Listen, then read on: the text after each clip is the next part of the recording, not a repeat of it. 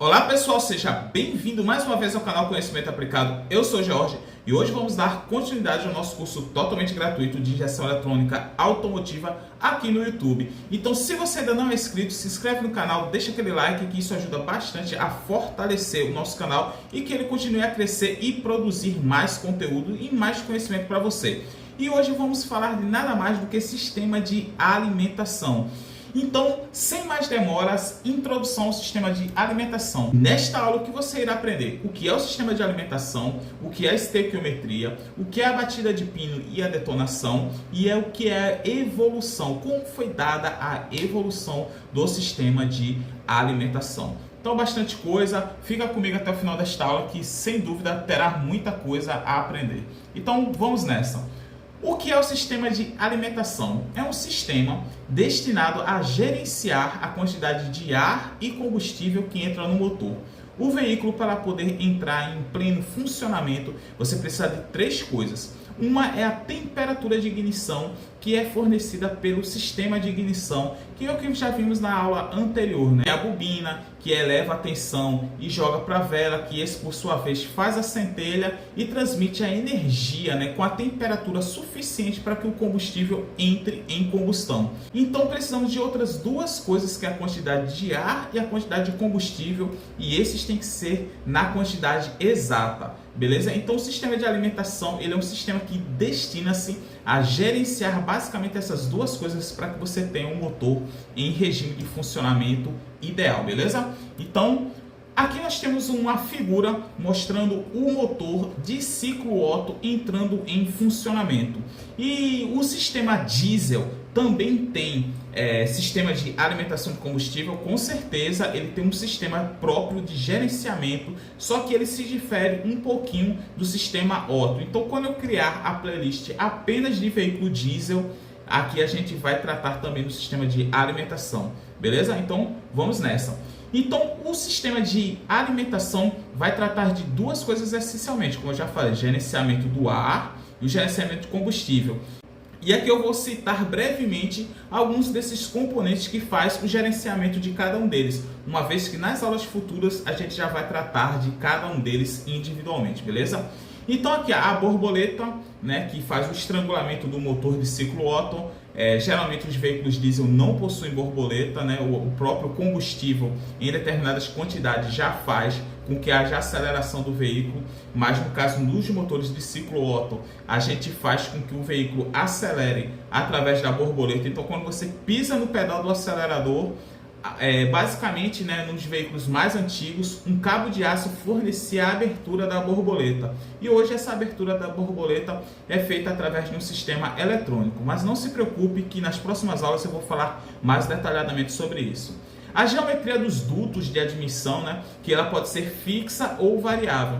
Então aquele movimento dinâmico, aquele caminho que o ar faz, e isso também vai refletir na quantidade de ar que entra dentro do motor, beleza? E o comando variável, que é um sistema que você vê com vários nomes, a depender do fabricante, que basicamente quando você olha essa imagem aqui, que você vê a válvula de admissão completamente fechada na abertura da válvula de escapamento, no real isso não acontece. Existe um período em que a válvula de admissão fica aberta simultaneamente com a válvula de escapamento. E o intuito disso é que na hora que tem um movimento dinâmico do escapamento, ele ajude a puxar um pouco mais de ar para a alimentação do motor. Então você coordenando isso, você consegue, sem dúvidas, um bom aproveitamento do ar na admissão e um melhor enchimento do cilindro.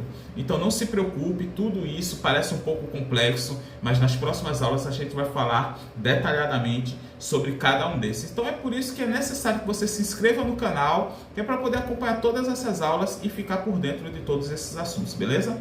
E o gerenciamento de combustível, basicamente nós temos de dois tipos, né?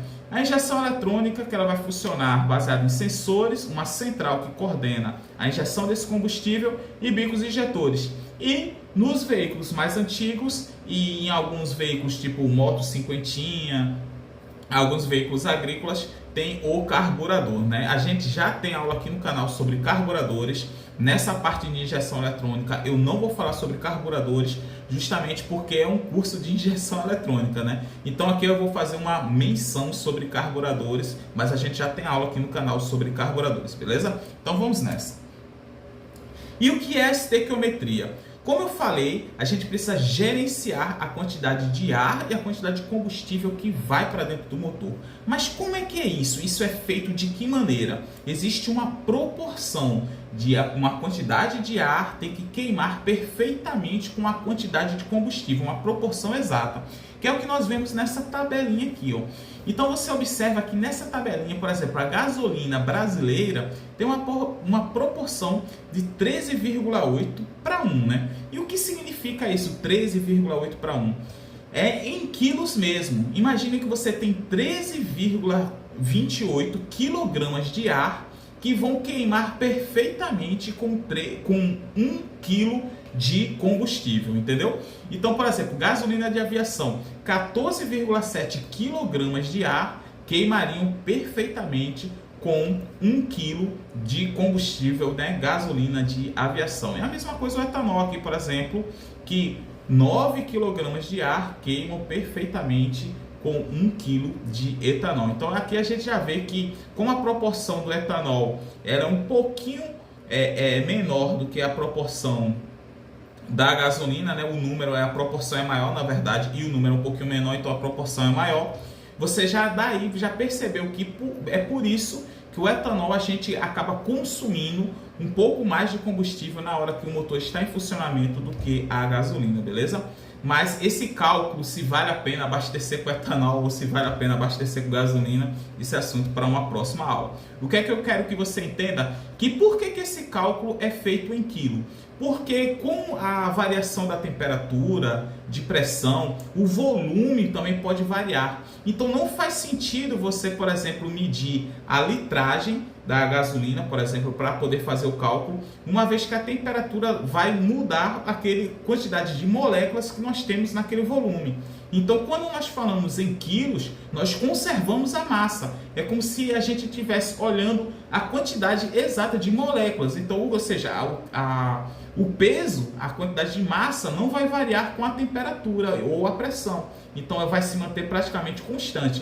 Então, a mesma coisa acontece para o ar. Imagina que quando você sobe uma serra, o ar fica mais rarefeito, então você vai ter a quantidade de moléculas, menos moléculas de ar para aquele mesmo volume, entendeu? Então, isso vai fazer com que você tenha menos ar, ou seja, ter que injetar menos combustível para poder manter a mesma proporção, beleza? Já em veículos turbos, nós já temos vídeo aqui no canal sobre turbo compressor. Você já está elevando a pressão. Então o turbo compressor ele tem esse papel de elevar a pressão juntamente na câmara de combustão, né? Você conseguir injetar mais ar, né? Ou seja, o volume é o mesmo, porque o volume do cilindro é o mesmo. Contudo, por ele estar em maior pressão, nós conseguimos colocar mais peso de ar, né? Mais massa de ar, uma quantidade maior, porque ele está comprimido, beleza? E quando você foge dessa proporção, o que é que acontece? É para manter uma proporção, por exemplo, da gasolina brasileira de 13,28. E quando foge dessa proporção, o que é que acontece? Acontece que nós vamos ter a mistura rica e a mistura pobre. Eu acho que essa hora você deve ter feito uma pergunta: por que essa gasolina ela tem 14,7, né? Ou você deve ter aprendido que a gasolina tem 14,7 e a brasileira tem 13,28. Isso ocorre justamente porque a gasolina brasileira ela é misturada com etanol e isso, claro, vai tirar um valor médio da estequiometria desse combustível. Então, quando a gente tem aqui uma mistura rica, o que quer dizer uma mistura rica? Ela quer dizer uma mistura rica em combustível, ou seja, você tem mais combustível do que seria o ideal. Isso vai trazer uma série de causas, né? Isso vai ocorrer por uma série de causas, também vai criar uma série de efeitos no veículo. Então aqui eu botei algumas causas aqui, mas não se limite apenas a essas daqui. Muitas outras coisas podem fazer com que haja uma mistura rica, e bem como eu vou explicar detalhadamente como você saber que seu veículo está dando excesso de combustível. Então vamos lá. Sensores promovendo uma leitura incorreta, então, ou seja, na medida que o sensor faz uma leitura incorreta, a central interpreta errado e pode injetar mais combustível, né? Problema do regulador de pressão, Ou seja, é um problema mecânico onde o regulador de pressão não alivia a pressão da bomba. Então a bomba ela dá uma pressãozinha um pouco a mais e para se manter uma pressão constante ela alivia a pressão retornando o combustível para o tanque. Então o regulador de pressão, se ele não estiver regulando a pressão exata, o bico injetor vai acabar injetando uma quantidade de combustível a mais. O bico travado aberto, né? Ou seja, imagine que o bico injetor, né? Vamos falar detalhadamente sobre o bico injetor. Ele é uma válvula que ela tem que abrir e fechar em uma fração muito rápida de segundos. Então imagine que aconteceu algum problema em que ela não fecha, ela ficou aberta o tempo todo. Isso vai fazer com que o seu veículo injete muito mais combustível do que o normal. E quais vão ser as principais, digamos assim, consequências que você vai ter com isso? Você vai sentir um cheiro desagradável, como se o carro tivesse fedendo a gasolina, como muitas pessoas falam. Você vai ver que o consumo do combustível vai ser demasiadamente mais alto. Você vai sentir o carro com uma performance diferente, né? E problemas de ignição, como vamos falar futuramente aqui. Então, são vários os problemas de estar injetando mais combustível do que o devido. E o que é a mistura pobre? É justamente o contrário. É quando dá aquela estequiometria, que é a mistura ideal, você tem uma mistura abaixo, né? Pobre, ou seja, com menos combustível do que seria o necessário para uma mistura ideal. E você deve estar se perguntando agora, não, mas isso seria bom, porque o veículo traria mais economia. Na verdade não, isso traz grandes problemas para o motor e você não deve andar com um veículo demasiadamente pobre. No caso aqui, é melhor até que o veículo esteja, se tivesse que dar algum problema, ele estivesse um pouco mais rico do que um pouco mais pobre. Isso faz gerar graves danos ao seu motor. Então, se você pensou assim, caso der um problema e estiver injetando menos combustível, é bom que economiza, não vá por esse caminho, que isso vai gerar graves danos ao seu motor. E quais são as principais causas que pode ocorrer para dar a mistura pobre? Os mesmos sintomas de 1 ou 2, no caso, falha na leitura dos sensores, ou seja, se o sensor manda uma informação errada para a central pode interpretar que tem que injetar menos combustível, então isso é um problema que pode ocorrer. Problema no regulador de pressão, ao invés do regulador de pressão estar ocorrendo como antes, não está devolvendo a gasolina em excesso para o tanque, ela está devolvendo demais. Isso vai fazer com que o bico injete menos combustível do que o necessário. No caso, o bico sujo também, se os bicos injetores estiverem sujos, o combustível vai ser injetado com uma menor quantidade. Isso aqui é até um pouco polêmico, um pouco controverso, e eu vou citar aqui apenas por um título de informação. As montadoras em si, elas não falam que existe a limpeza de bico. Isso não é um procedimento na maioria dos veículos presente no seu manual de manutenção. Isso ocorre porque o projeto do veículo ele já realmente não precisaria, uma vez que você tem a peneira do tanque, filtro de combustível e até o próprio bico tem uma telinha que impediria isso ocorrer.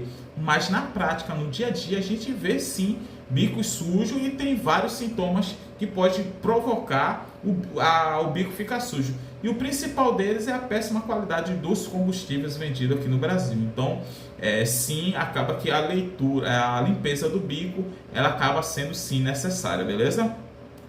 Combustível adulterado, então mistura pobre. Então imagina que você vai abastecer com etanol e o posto de gasolina, por exemplo, o posto de combustível botou um pouco de água. Então, evidentemente, a mistura do etanol vai ficar pobre, ou seja, vai ficar com menos etanol ali, vai ficar diluído.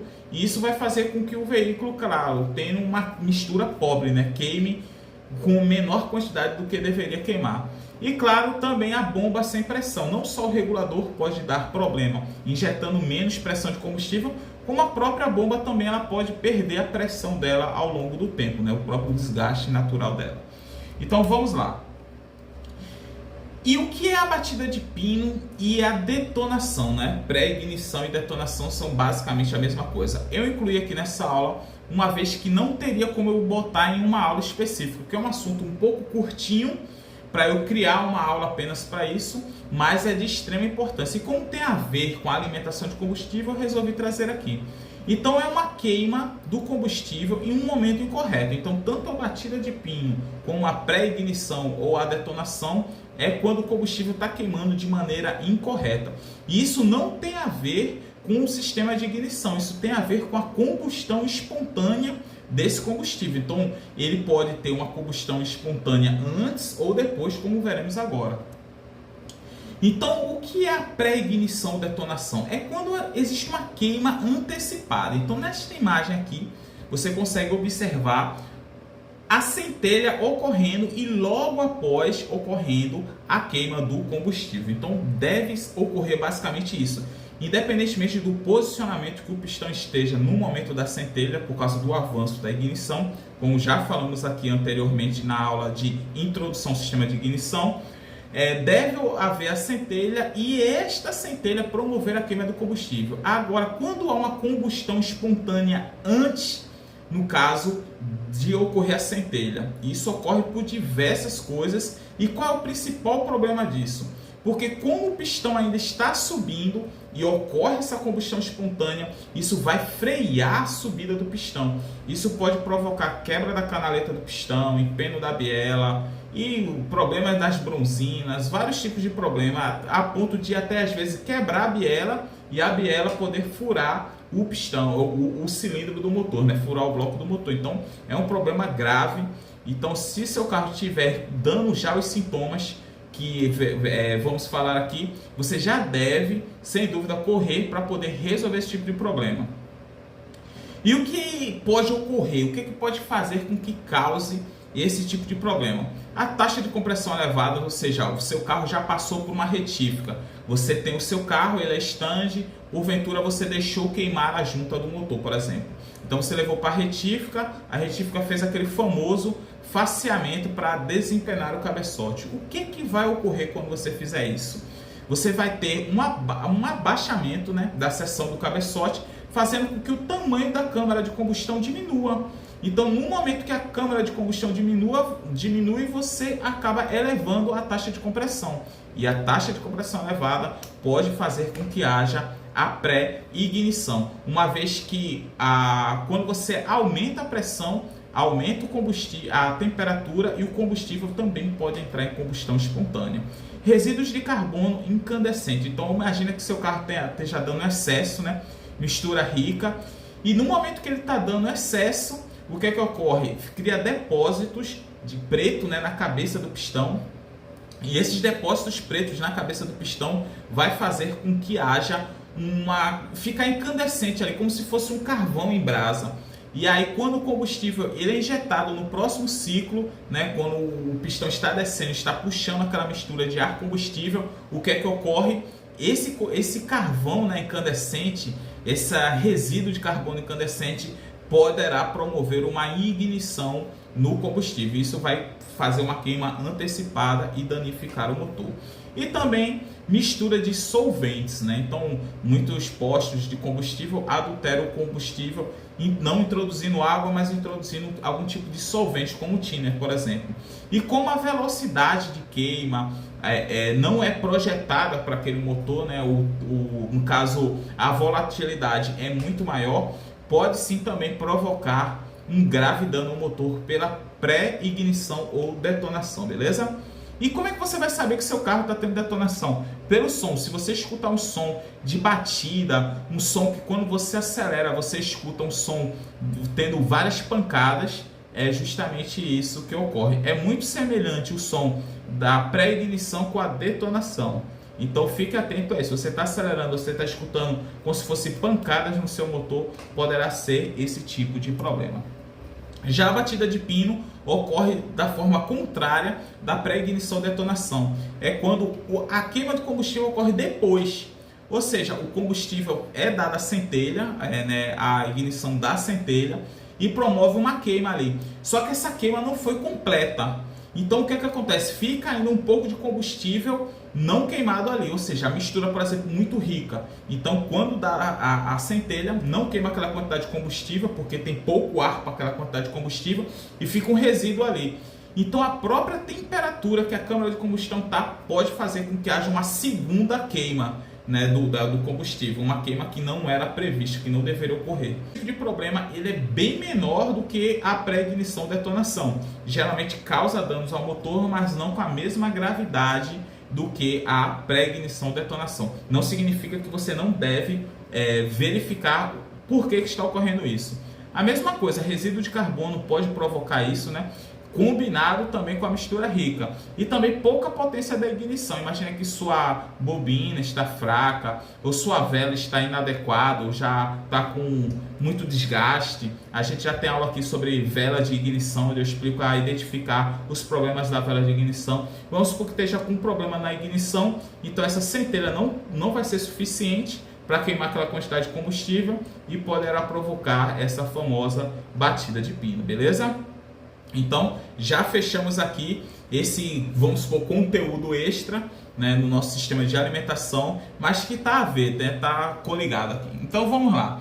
Então, agora a gente vai falar um pouquinho sobre a evolução do sistema de alimentação, né? E por que houve essa evolução? Muito por causa das exigências, das necessidades econômicas, de poluentes e diversas outras coisas forçaram o mercado a trazer essas novas tecnologias. Concorrência de marcas, né? Uma marca querendo ter o carro mais potente, mais econômico que outro, trouxe essas evoluções. Então essas evoluções só foram muito boas, né?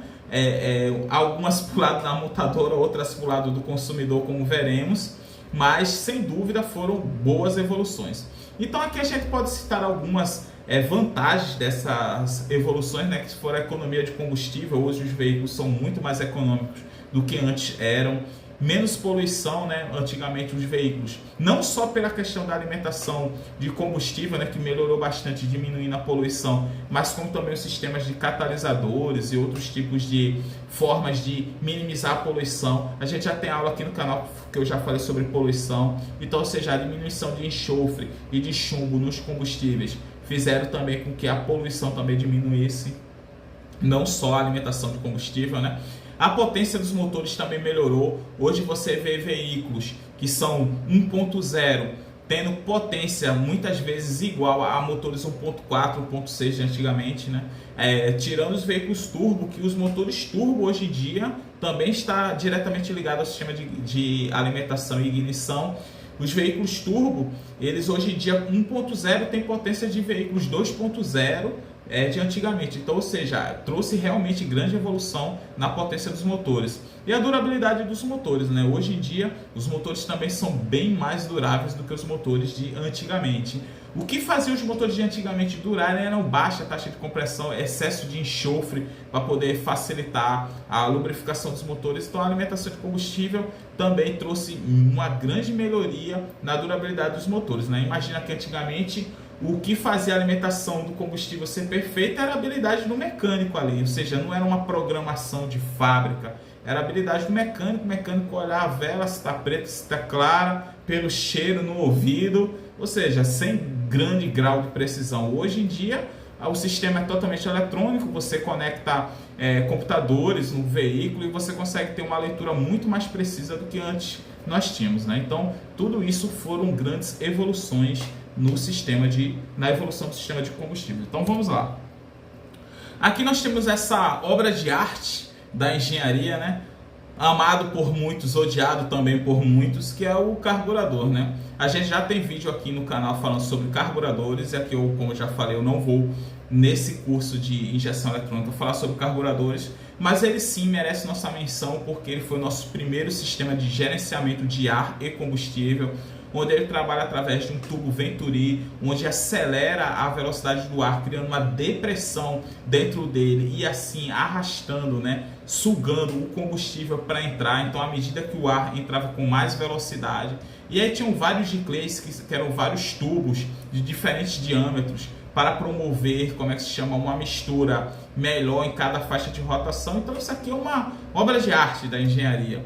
Claro que tem inúmeros defeitos e por isso foi abolido, mas merece nossa menção honrosa aqui como o primeiro sistema de alimentação.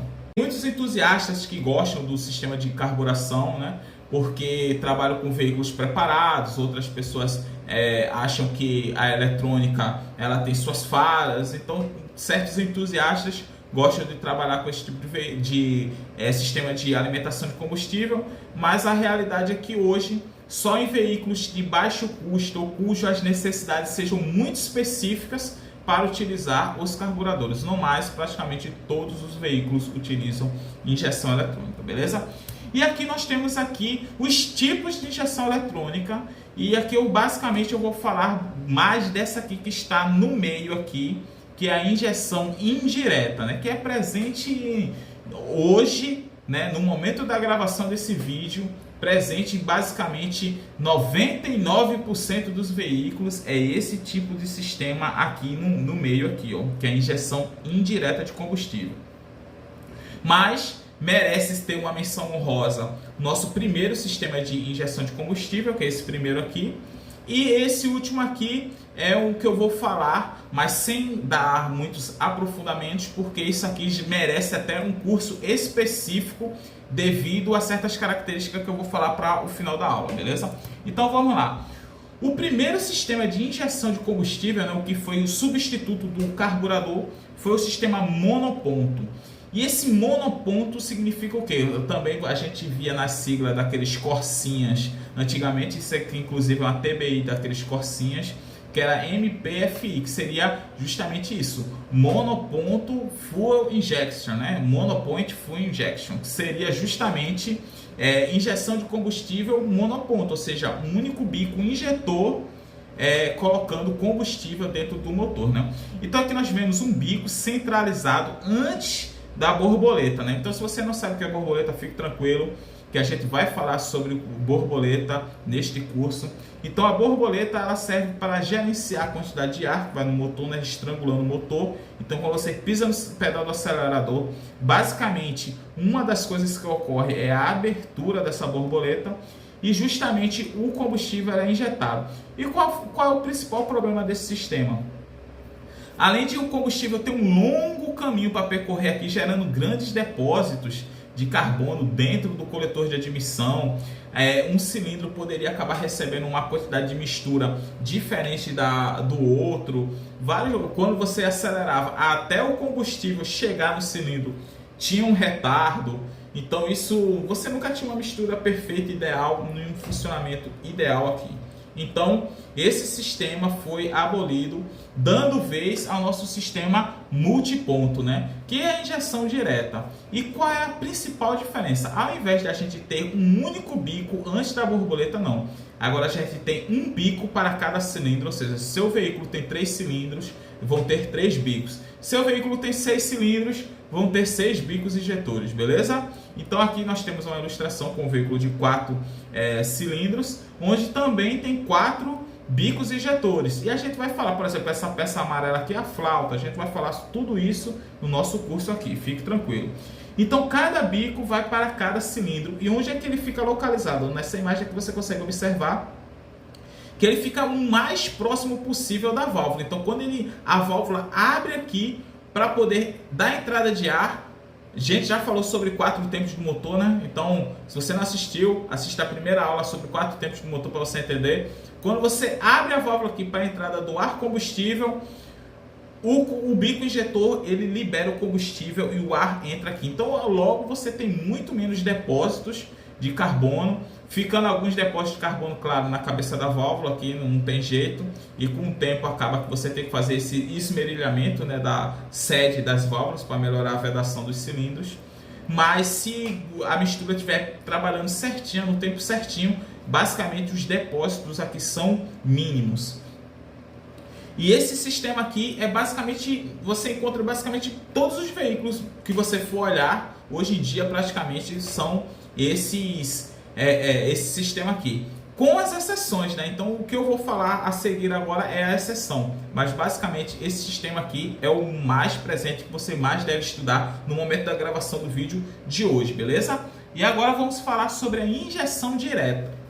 A injeção direta, ela obtém esse nome justamente porque ao invés de você injetar o combustível para dentro do pistão que vai estar aqui embaixo, dentro do cilindro, indiretamente, não, você injeta diretamente no pistão. Aqui, observe, o bico injetor, ele joga o combustível diretamente dentro do cilindro. Aqui nós temos outra imagem, você vê o bico injetor, né? No caso aqui é um cabeçote com injetor central e aqui um cabeçote com injetor lateral. Você vê que ele injeta diretamente dentro do cilindro. e não é igual ao veículo diesel, tá? Tem uma ressalva aqui muito importante, que muitas pessoas falam, igual ao diesel, injeta direto. A única semelhança, digamos, é essa, né? Que o formato do pistão ele é especial, que a maioria dos motores que tem injeção indireta, né? Injeção multiponto, ele é pistão de cabeça reta. Aqui o pistão ele tem um formato especial para melhorar no caso, a distribuição do combustível, uma vez que quando o ar combustível ele vai entrando, ele vai injetando, ou seja, a mistura fica um pouco mais homogênea. Aqui não, aqui você observa que se ele injetasse muito rente, a mistura ia ficar muito centralizada e não ia ter uma queima perfeita. Então, para melhorar essa queima, geralmente os pistões eles têm formatos especiais, uns vão dar uma volta, se outros vão espalhar lateralmente. Então, tem vários tipos aqui. E eu vou falar lá no final do curso alguns detalhes sobre isso aqui, mas isso aqui caberia a um curso específico para isso aqui devido à complexidade desse sistema. E por que foi criado esse sistema aqui, né? Lembra daqueles problemas que a gente falou? Batida de pino, detonação. O que é que ocorre? À medida que você, por exemplo, injeta combustível na hora que o pistão está em cima, com a compressão exata em cima, muito dificilmente você vai ter aqueles problemas anteriores. Mas a principal vantagem de você ter esse tipo de sistema é que ocorre o seguinte: quando o pistão ele sobe, a pressão aumenta bastante junto com a temperatura, que aumenta bastante. Então, no momento que você faz a injeção direta, na hora que o pistão está subindo já com combustível ali, você não consegue ter uma taxa de compressão extremamente alta. Porque se você tivesse uma taxa de compressão extremamente alta, a temperatura do cilindro se elevaria tanto que a gasolina entraria em combustão espontânea. Então é por isso que você vê muitos caras que fazem preparação dos veículos turbo, eles usam etanol. Porque o etanol tem essa característica, ele detona com menos facilidade, né? Ou seja, ele é mais antidetonante. Ou seja, você consegue não ter esse risco que no momento que o pistão está subindo, a temperatura da câmara aumente tanto que o combustível entre em combustão espontânea. Já com a injeção direta você não tem esse tipo de problema, porque você pode elevar em grandes taxas de compressão e como você só vai injetar o combustível no momento em que o pistão está em cima, não tem o risco de ocorrer a detonação. Mas qual é o grande problema desses motores aqui?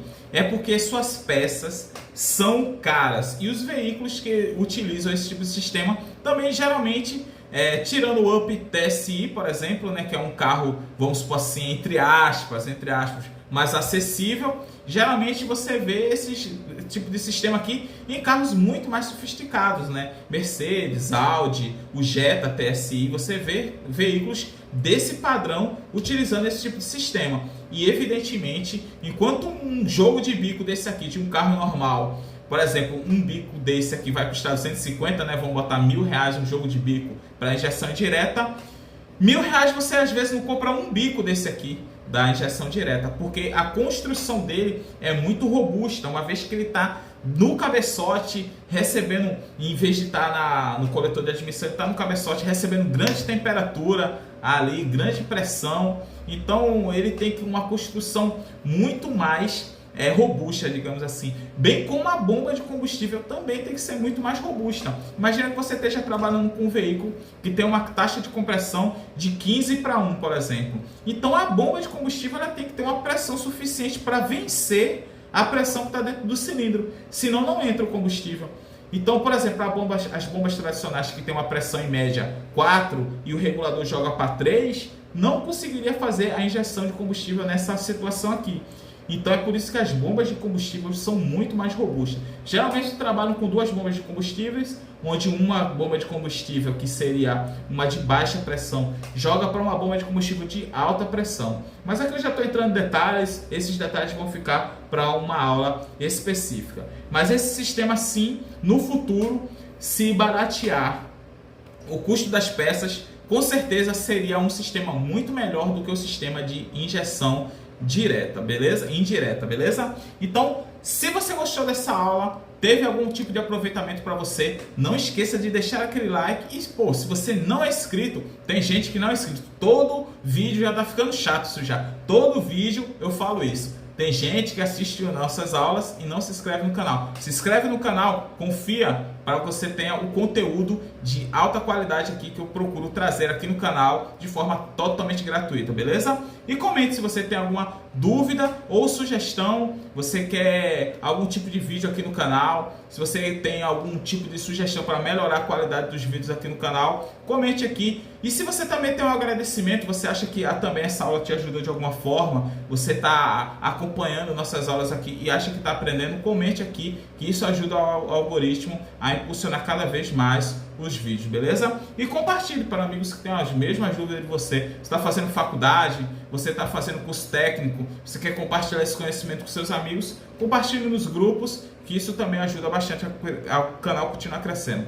Muito obrigado por assistir até aqui e até a próxima aula, beleza?